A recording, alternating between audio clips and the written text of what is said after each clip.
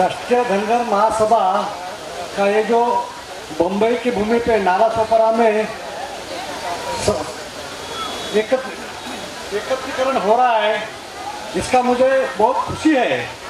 और एक बात मैं बहुत ज़्यादा बोलूँगा नहीं, पर यूपी का और महाराष्ट्र का क्या रिश्ता है ये मैं आपको बहुत संक्षिप्त बताऊँगा।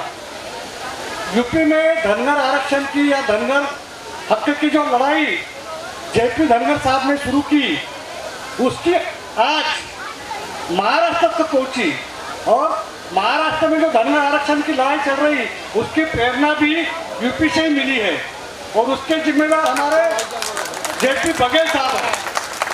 और आज के महाराष्ट्र की आरक्षण की लड़ाई में और महाराष्ट्र धनगर को, महाराष्ट्र समाज के धनगर को जागरूक करने में और उनको संगठित करने में आपके यूपी के पुत्र सुपुत्र हमारे जेपी बघेल साहब का बड़ा योगदान है।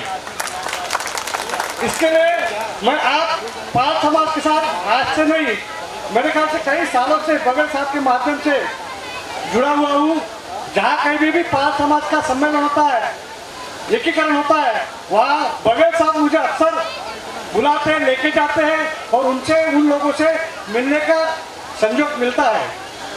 तो पाल समाज का योगदान महाराष्ट्र में जगह जगह पे है। मेरे छात्र भी कई पाल रह चुके हैं और मुझे बड़ी खुशी होती है। मैं ये कहूँगा, सारे पाल समाज, जैसे हमारे गणेश केसकर ने बताया कि हमारा तुम्हारा रिश्ता क्या, हम कहीं किसी प्रदेश में रहे, कहीं पे भी रहे, कहीं भी राज्य में रहे, कहीं भी स्टेट में रहे, तो हम धनगर है, हम एक है, ये भावना होनी चाहिए। बीच में 3 साल मैं नोएडा में था, सेवानिवृत्ति के बाद में मैं नोएडा में था, तो मैं देखता था कि पाल बघेल कहीं मिलते हैं क्या, और मुझे बड़ी खुशी होती थी पाल बघेल मिलते हैं। तो आप लोग महाराष्ट्र में आए, महाराष्ट्र की भूमि को पवित्र किया, महाराष्ट्र की भूमि में भी आपका योगदान है और महाराष्ट्र के आरक्षण की प्रेरणा भी आप लोगों से ही है, ये भूल नहीं सकते हम लोग। इसके लिए आपका बड़ा सम्मान है।